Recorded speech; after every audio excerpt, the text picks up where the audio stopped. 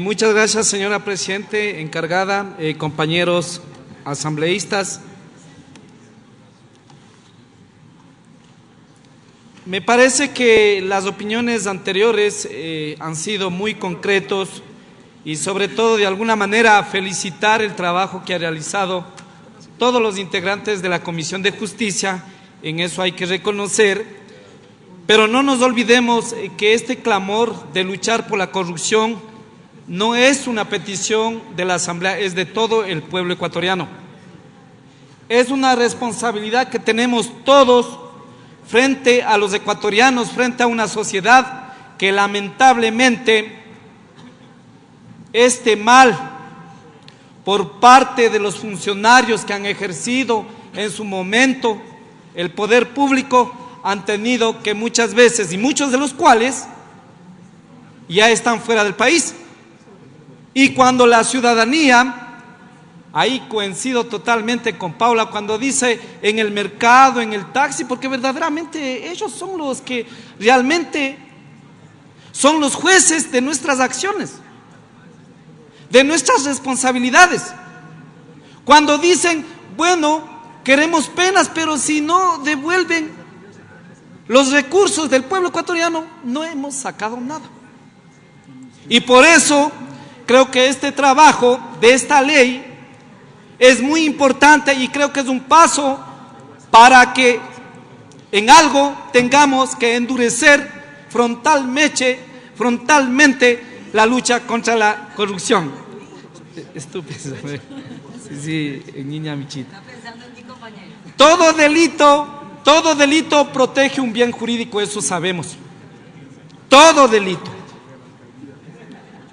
Es evidente que todo dinero que se consigue a base del trabajo, del sacrificio, un dinero limpio, al mezclarse con los dineros de corrupción, prácticamente se pierde la confianza de la ciudadanía y del pueblo ecuatoriano, cuando muchas veces no tenemos profesores, no tenemos médicos, no tenemos escuelas, no tenemos centros de salud.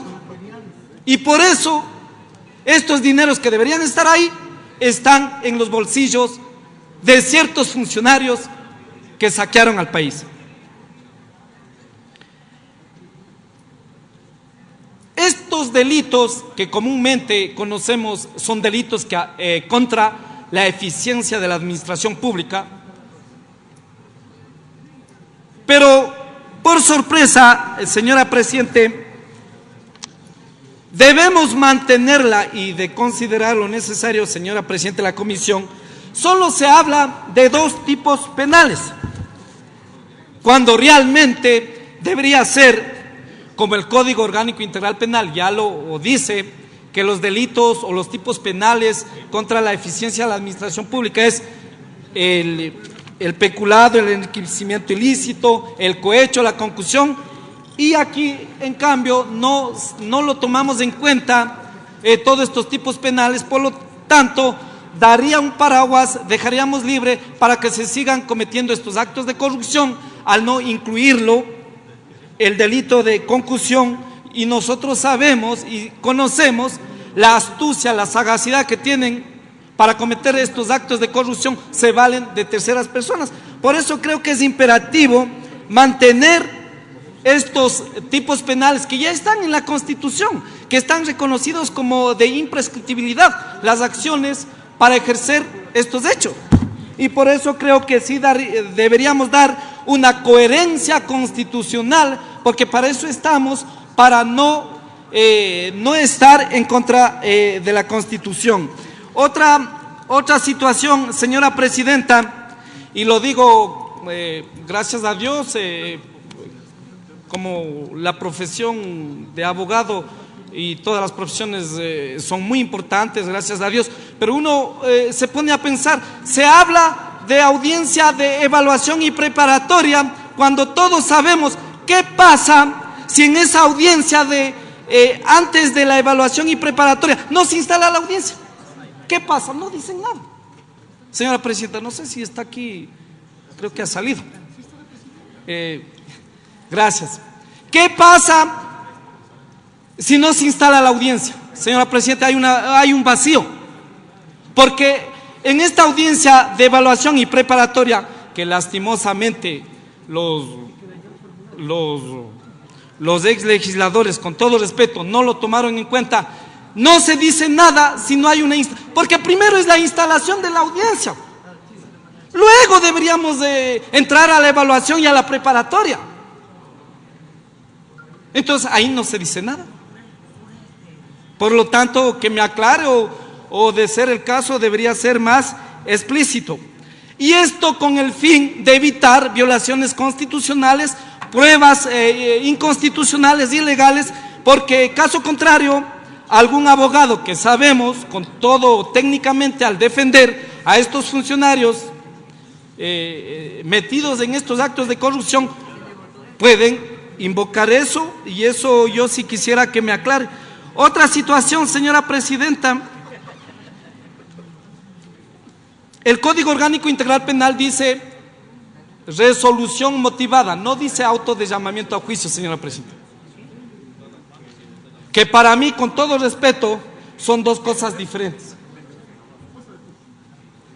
Aquí dice que luego que se llame al auto de llamamiento a juicio, y el Código Orgánico Integral Penal manifiesta luego de ser tomada resolución motivada. Entonces, yo creo que en ese sentido debe aclararse. No es que aquí se dice una cosa y en el Código Orgánico, la cual estamos reformando, no debería haber una contradicción. También veo ese vacío.